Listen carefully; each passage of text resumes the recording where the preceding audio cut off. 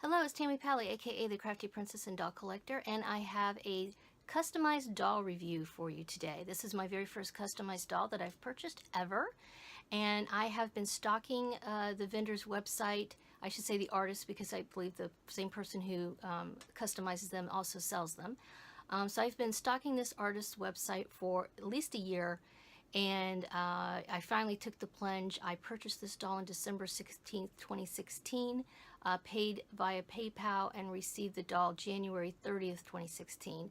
And considering we had Christmas and New Year holidays and all that kind of stuff in there, I think that's actually a pretty decent turnaround time. So without further ado, here is a doll named Vita that I purchased from MOU Handmade. I'm not sure how to pronounce MOU other than Moo or Mew, or I don't know. It is a Spanish artist who makes these dolls. And I live in Florida, by the way. So like I said, the turnaround time to get this to me from Spain, I thought was very well done. She came nicely packaged. It was in a box that fit in my mailbox, very similar to the same size boxes that fake dolls come in. And she also was inside of this, which is super cute. So she was inside of this and actually tied down inside of the box so she didn't bounce around. She is a fake doll on a Nemo style body. She came with all the clothing here. I added the clip, but everything else she's wearing. Also the pull strings came with the charms on them already. And you can see she does carvings and has a light face up, which is what appeals to me. As most of you guys know, I'm not into really crazily over customized dolls. They don't appeal to me. I know some people really like that look, but just personally, it's not my thing. So that was one reason why this doll and the dolls that this artist make, I really like. Okay, so yeah, the pros. Like I said, nice face up. She has very kind of realistic looking eye chips, peachy lips, carved face, of course, a little bit of freckling, and of course some blush. Most of this artist's faces look very similar. The face-ups are similar. The only difference I've seen is maybe sometimes the blushing is more or less. This doll tends to have kind of a heavy blushing, which is something I like. They also only have 3 eye chips versus 4, which she states that in the description. She comes with sleepy eyes, and there is nothing on the eyelids as far as, I think that would be kind of a neat addition, but her eyelids are plain. She does add these beautiful eyelashes though, thick and soft, very, very beautiful eyelashes. And all the eyes are about the same color. So she has the front facing blue and then the left and right facing blue eyes. And like I said, the eye chips are kind of a realistic. I think they're very nice. They're, again, the type that I prefer.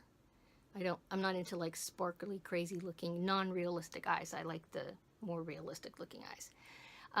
The outfit she comes in, she has pictures. When you purchase the doll, each one comes with the outfit that's pictured.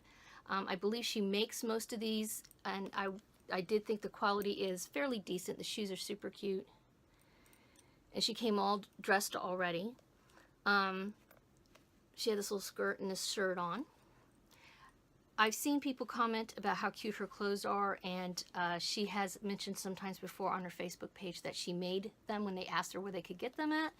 I would say the clothing is okay. It's not super high quality. In fact, this skirt is just tacked together now with a snap that I added.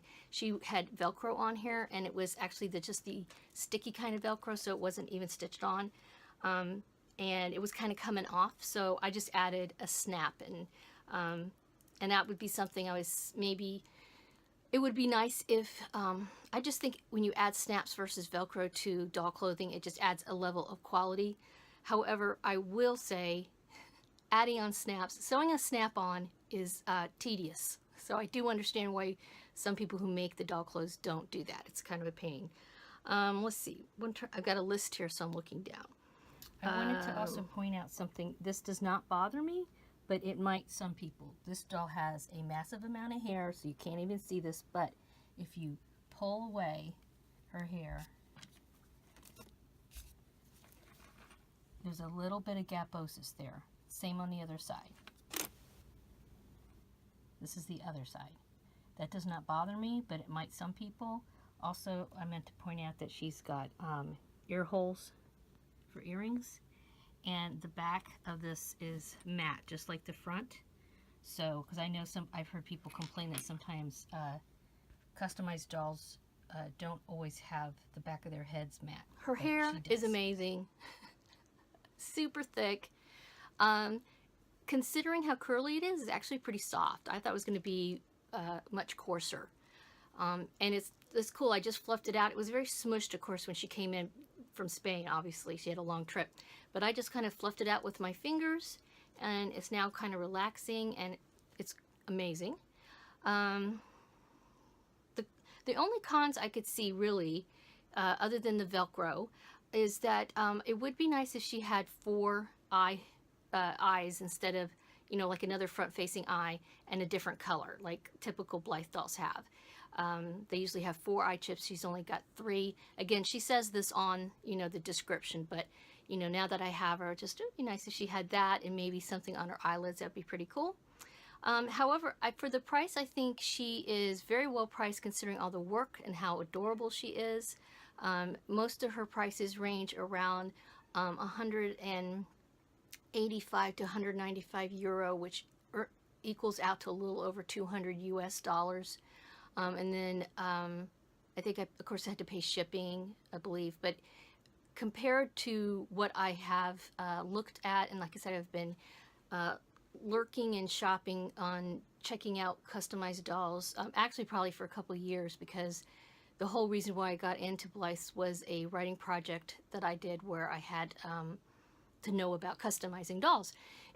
So I kind of feel like I know a lot about it. I don't know, I know enough to know it's not something I personally want to do, but I've seen a lot of work from different artists, so I think that that's a very reasonable price for the amount of work done on this doll, and I would totally consider buying a doll from this person again. I think also, yes, also on her site, for those of you who might be interested, you can send her a fake doll. She only works on fake dolls, and by the way, they all have the Nemo style bodies. She does not seem to do stock dolls, which again I think is a big plus. But you can send her a fake doll and request her to customize it, and she has various options on there. I think if I remember correctly, she charges 120 euros for her services. You have to supply the doll though, so she would not, that does not include the doll.